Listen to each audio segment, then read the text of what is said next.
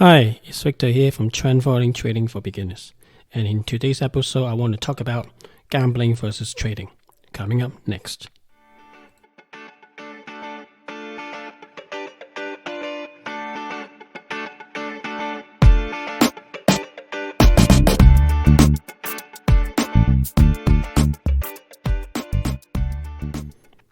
Okay, let me start asking you a question.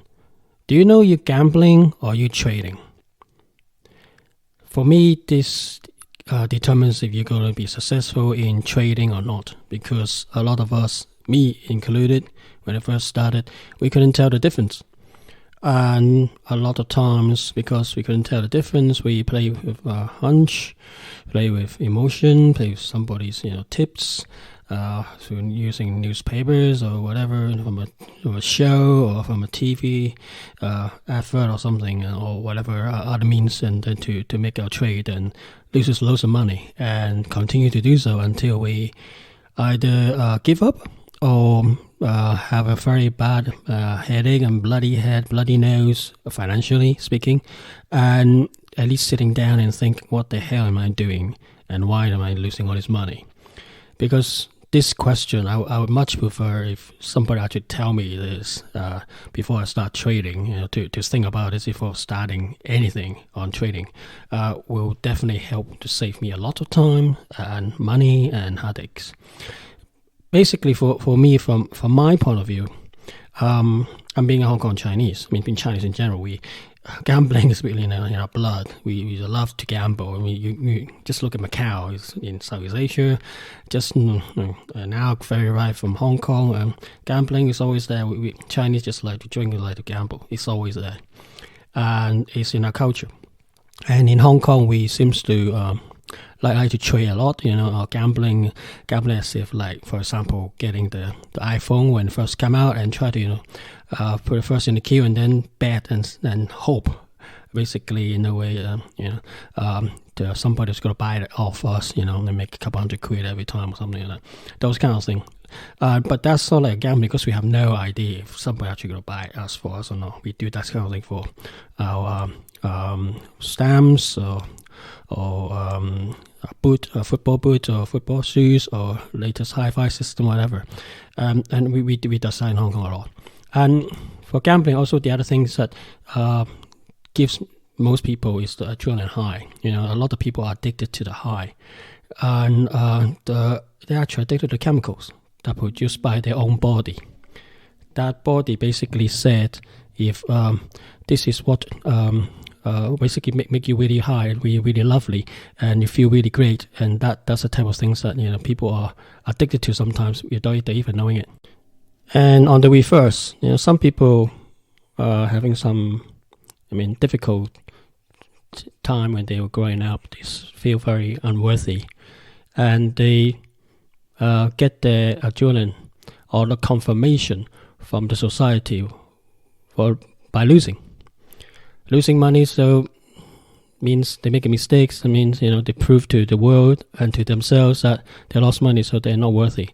Sometimes people actually get addicted to that as well because they feel unworthy, and so they win by losing, and they get the social respect, so to speak. People say, "Oh, help you get over, get attention," so to speak. People actually do that. And I don't think that is very useful as part of in trading in general. For me, basically, the main difference after you have sitting down, you lost quite a bit of money and think about what you're actually doing and why you're losing the money, is that you generally, me included again, that we started trading without basically having a plan in the first place. We actually have no idea what we are doing.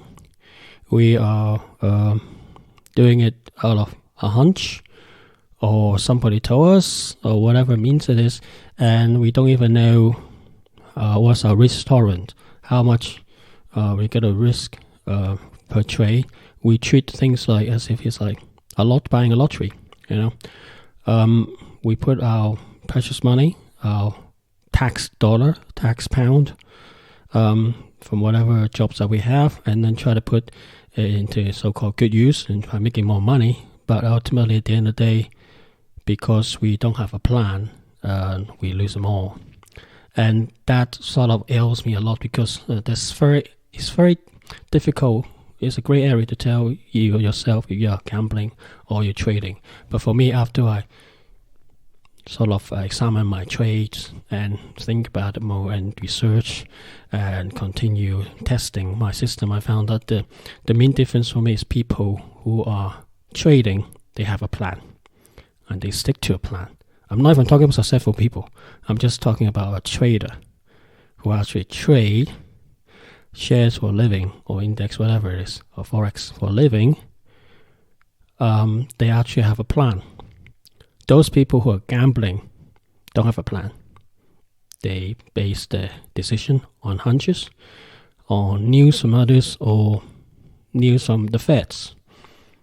And they basically continue, and they won't know the difference. Now, professional gamblers, there's quite, there was an interesting episode from Michael Covell, Trend Following podcast, that he has interviewed a researcher who looked at professional gamblers and the difference between professional gamblers and average gamblers. People just take a footy, so to speak, and those people who are constantly making big money, or seems that way anyway. And this guy said quite interestingly, I think it's on YouTube as well, that professional gambler, they're quite specific what they do. They know which specific things that they gamble, let's say blackjack or sports betting or whatever, or horse racing, and they don't do anything else. They just specialize in those, and they have certain method, certain odds that they play with, and they always have that method, and they're always very good at risk management. And we compare that to a normal gambler or addicted gambler. Is basically just go in and gamble for the high, for social proving. So just not really looking at the risk, the probability at all. They just want to get the chemical excitement in the body, so to speak. So it's the same thing about trading as well. I mean, like I said before, if you trade with a plan, you are a trader. But that's only if you also follow that plan. A lot of us fail and become a gambler without knowing it, by not sticking to a plan. Okay? And that is very important, which I'll put a podcast later on about the trading plan. But if you have a plan, you have a better probabilities of winning than losing. Now, if you just look at a simple lottery, I'm sure there's some mathematical models out there already on the web that you can find out. To actually win the jackpot, it's more like 1 in 10 million or something, some very high, ridiculous number. But yet we're still going for it, because the risk to us is only a ticket. Maybe you can buy 10 tickets, $20, $30 or £20, £30, and we don't really care, because it's a small amount of money compared to what we have. And so we basically say, okay, fine, we can do that, and then we can risk that in the hope that we get loads of money, and loads of money back from if we win. And that is not the way to trade. Trading for me is more like there's a plan, and also look at the probabilities and look at the risk. And most of the time, I think the best way to explain that is to look at how casino works. Casino, bless their souls, are out there to make money just like any other business. But their strategy is always have a mathematical edge. That is, they have a system, whatever gambling method they are afraid to provide for you, that they have is based on maths. And they provide those facilities, even free food and entertainment, in the hope that to get you in to the premises. And so long as you guys has been enticed to play, to gamble, to take a fruiter, over time, if there's thousands and thousands of people keep on doing the gambling thing, and basically keep on using the facilities, they'll make money over time. Okay, that's a mathematical edge, so to speak, and that's how they make their money. And we need to think about that ourselves. and think about how we can be like a house in trading, that we have a system that has been back tested, that proved over thousands of trade through simulation, that you put $1,000, for example, over 10 years period, you make money out of it through back testing, using software to prove that to yourself, and to actually choose a system that you're able to manage and able to stick with, and also control your risk. That to me, that's more trading. But a lot of problem with that is people do not want to put in the work, and also the financial industry, make it so simple, especially forex. As if just learn the system, buy this formula, use this newsletter, and you become rich. Just follow us. But it's not. I mean, trading, just to me, is just like any other skills. It can be taught. To be really on top of the best of trading or any skills,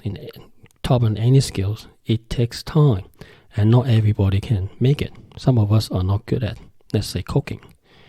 There's fantastic chefs out there, but they behind the scene, they spend literally thousands of hours doing the stuff, learning the craft, making lots of mistakes, and all you basically see is that the fame, the good things that they have done, and how much money they're actually making. You don't see behind the scene how much money they have lost before, how many bad partners they have, how many other issues they have, and working with customers, all sorts of things. And for us, it's the same thing for about trading. You see so many people driving fantastic cars, a fantastic lifestyle, and we want it, without realizing that there's loads of hard work, and without asking them a simple question: are they willing to work hard to get to those levels? I mean, it's great to talk about Ray Dalio or Warren Buffett or Paul Tudor Jones, say how much money they made. But they all have made mistakes, and they all come back. And they have worked very hard. The questions should be to ask yourselves, if you're actually into trading, are you willing to put in the hard work? Otherwise, it's very much you'll be just mediocre traders without making much success. And if you slowly not following your rules because you get frustrated, you become a gambler. And the more money you put in, the more you lose. And you basically the whole thing just feeds on yourself. Just keep on losing you loads of money. And it's not a good feeling. It's not a great feeling. But to actually make you become a better trader, first of all, really need to know is, ask yourself a simple question: are you gambling or are you trading? Simply put, like I said before, if you have a plan, you are at least more likely to be a trader, so long as you stick with it. So long as that plan has a positive edge, that is that system, the plan that which includes the system, your trading system or strategy has a positive edge that has been tested by yourself or somebody else, and you can agree with that test results, and you prove it to your heart content that it does over a long time give you a positive result, positive edge. But apart from that, even though you buy the system or strategy from somebody else, there's a few things that you need to also able to manage yourself, and ask yourself, are you willing to do this? That is, you have to be patient, because every system has its ups and downs. And just like people said, a broken clock will be, tell the right time twice a day. So every system, when we first, will have winning times and losing time.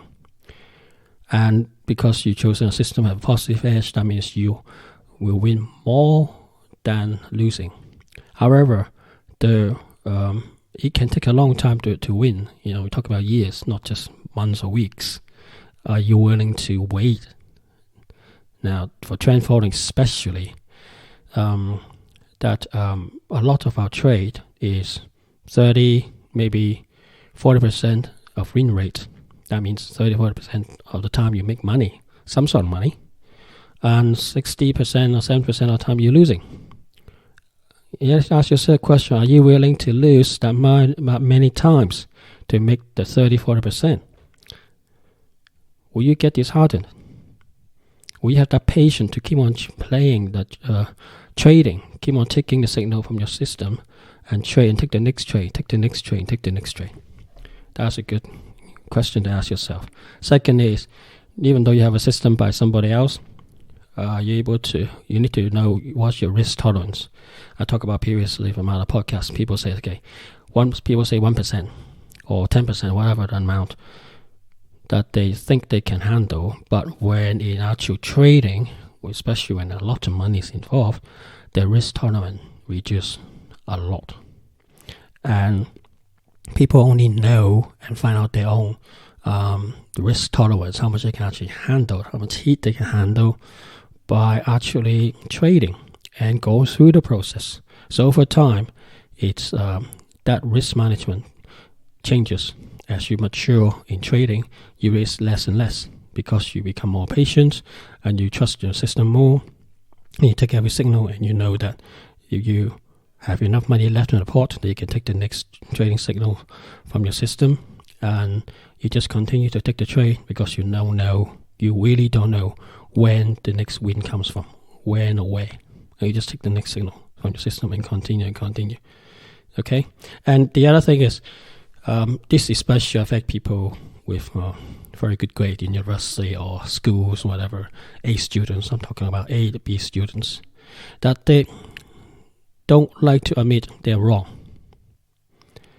So in trading, people think making a loss is admitting that you're wrong. And other people have this ego or being bred into them in school that if you're wrong, you're losing money, then you're bad. And people with a lot of big ego, they don't want to lose, especially people with good grades. They always think they're right. And to bring that thinking into trading is not going to help you. It's basically to a detriment as well. So you need to admit that when you're wrong and basically get out. That's part of risk management. You lose money the first day, you're trading, put in a trade. I mean, I talk about often 1% risk. But for me, possibly, the first week, the first couple of days, if you go into the market and you immediately taking a loss, for me, even if it's 0.5%, it'll be good enough for me. It's an indicator from the market to tell me I'm wrong. It's time to get out. I mean, that's how I do it. So the first day or two, if I've gone in and I lose half a percent, that means I'm wrong. I get out. The other thing is, like I said before, you need to understand probabilities and the risk that I'm talking about here, the amount of losses that you sustain in trend following system or any other system, that it could be a string of losses. Can you actually handle that emotion of low or losing money, or feeling lost because you lost a lot of money? 10 strict trade, 10 strict losses, or 20. I haven't gone through that myself. I've gone at 12. I mean, some people I read it's like 15, 20 or something. So can you handle that? Strict losing trade, and still continue to stick with your system. Okay, and the other thing is also the risk management. I talk about risk is like the small 1%. A lot of people say 1% is too small. I mean, why? Let's say I got $10,000 account, £10,000 account, I lose. Risk only 1%. That means only £100. If I lose £100 on trade, that's not good enough. I want to risk more, so I give more space, breathing room for my trade to do its stuff. But if you don't watch your risk level, I can tell you that you are basically a gambler, because the ultimate thing here is trading is a probability game. You don't know when your wins comes from. So to keep yourself alive, and you must have enough money left in the pot, in the trading pot, so that you can take the next signal. Think of like a casino. They lose very little, but they can potentially win a lot. They control the risk. They have a system, they have method, the way that they trade that reduce the risk. You should always think of how casino runs itself, how the casino business works, and be a casino, be the bank, be the house. That will help you a lot. And also, I said that before, so you need to have the mental attitude to stick with the rules. Having a trading system is not good enough. You must be able to stick with it. I mean, there's different kinds of people saying, oh, I need a system that fit my personality. To me, or some people just say, no, you just need to concentrate and continue to just follow the system. To me, I think I like the middle ground. I mean, I can take a system from somebody else or my own system, but if I can only stick, I will only stick with it. It's something that I feel I can live with it, I can work with it.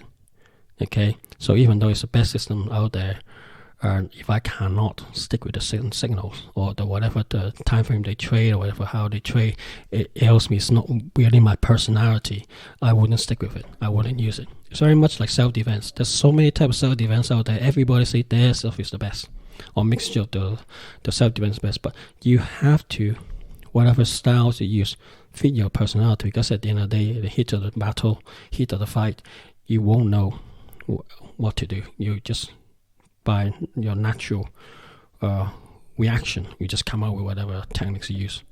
Same thing in trading. In the heat of the trading, a lot of the rules go out the windows. If you're not disciplined, if you're not having a cool head, you will lose money. Okay, so think about that, how you actually trade and actually following your rules. But the main thing today I want to talk about is the gambling attitude towards the trading attitude.